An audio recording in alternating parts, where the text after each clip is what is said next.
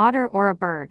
The photo scale was controversial. It is often shown cropped, making the creature seem large and the ripples like waves, while the uncropped shot shows the other end of the loch and the monster in the center. The ripples in the photo were found to fit the size and pattern of small ripples, rather than large waves photographed up close. Analysis of the original image fostered further doubt. In 1993, the makers of the Discovery Communications documentary Loch Ness analyzed the uncropped image and found a white object visible in every version of the photo, implying that it was on the negative.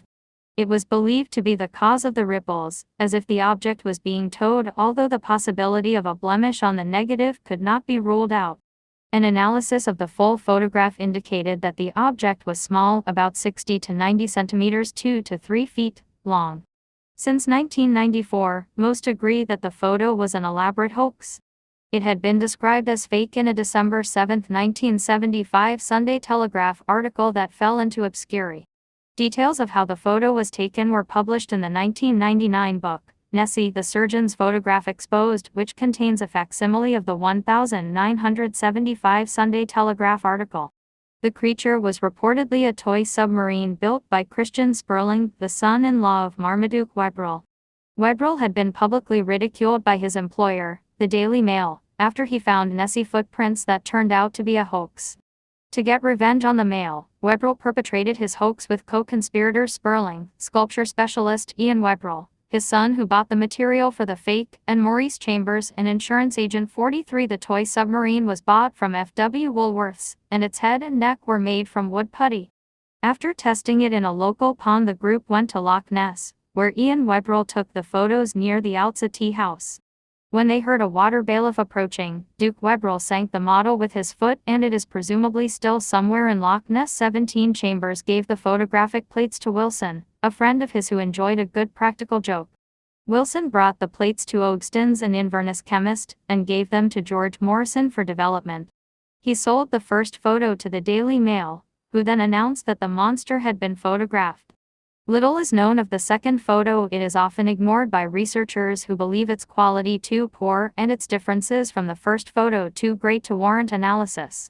It shows a head similar to the first photo, with a more turbulent wave pattern and possibly taken at a different time and location in the loch.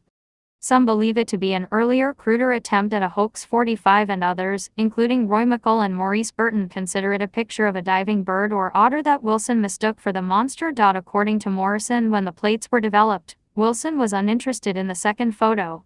He allowed Morrison to keep the negative, and the photo was rediscovered years later. When asked about the second photo by the Ness Information Service newsletter, Sperling was vague. Thought it might have been a piece of wood they were trying out as a monster, but was not sure. Taylor Film 1938. On May 29, 1938, South African tourist G.E. Taylor filmed something in the loch for 3 minutes on 16mm color film. The film was obtained by popular science writer Maurice Burton, who did not show it to other researchers. A single frame was published in his 1961 book, The Elusive Monster. His analysis concluded it was a floating object, not an animal. William Fraser 1938. On August 15, 1938, William Fraser, Chief Constable of Inverness-shire, wrote a letter that the monster existed beyond doubt and expressed concern about a hunting party that had arrived, with a custom-made harpoon gun, determined to catch the monster dead or alive. He believed his power to protect the monster from the hunters was very doubtful. The letter was released by the National Archives of Scotland on April 27, 2010. Sonar readings 1954.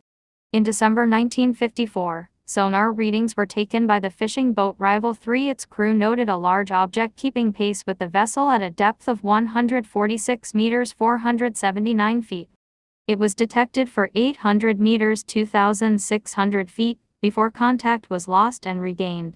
Previous sonar attempts were inconclusive or negative. Peter McNabb 1955.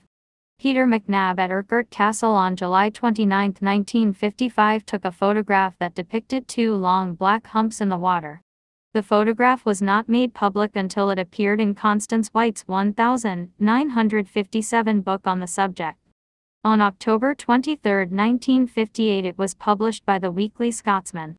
Author Ronald Binns wrote that the phenomenon which McNab photographed could easily be a wave effect resulting from three trawlers traveling closely together up the loch. Other researchers consider the photograph a hoax. 53 Roy McColl requested to use the photograph in his 1976 book.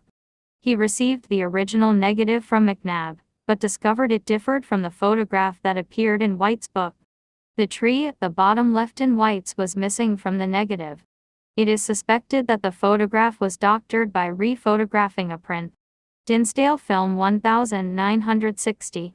Aeronautical engineer Tim Dinsdale filmed a hump that left a wake crossing Loch Ness in 1960.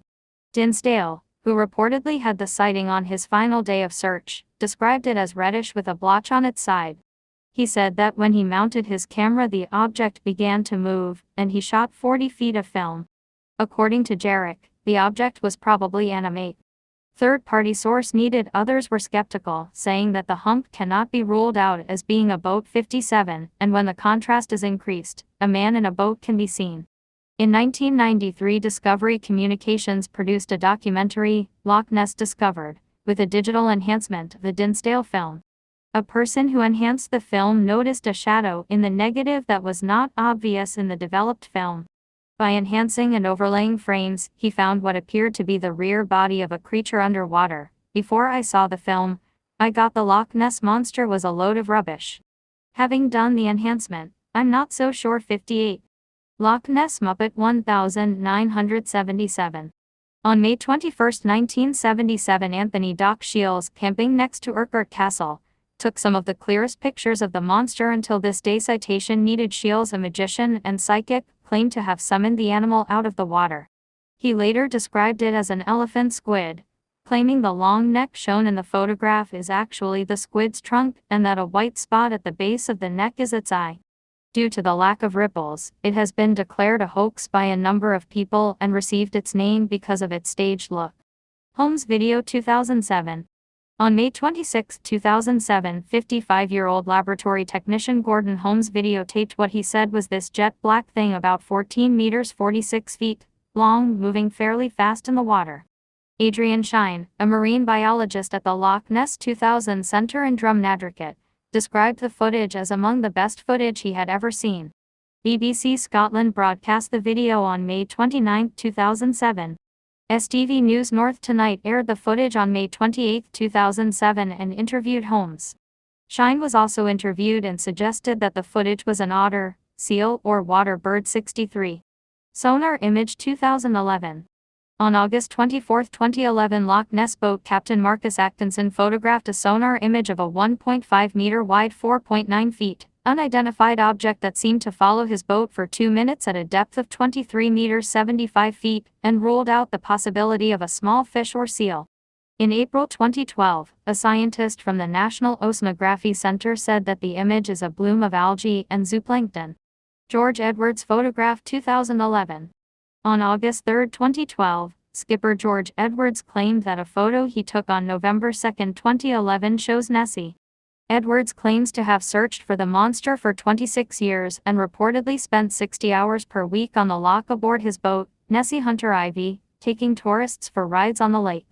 Edwards said, "In my opinion it probably looks kind of like a manatee, but not a mammal. When people see 3 humps they're probably just seeing 3 separate monsters."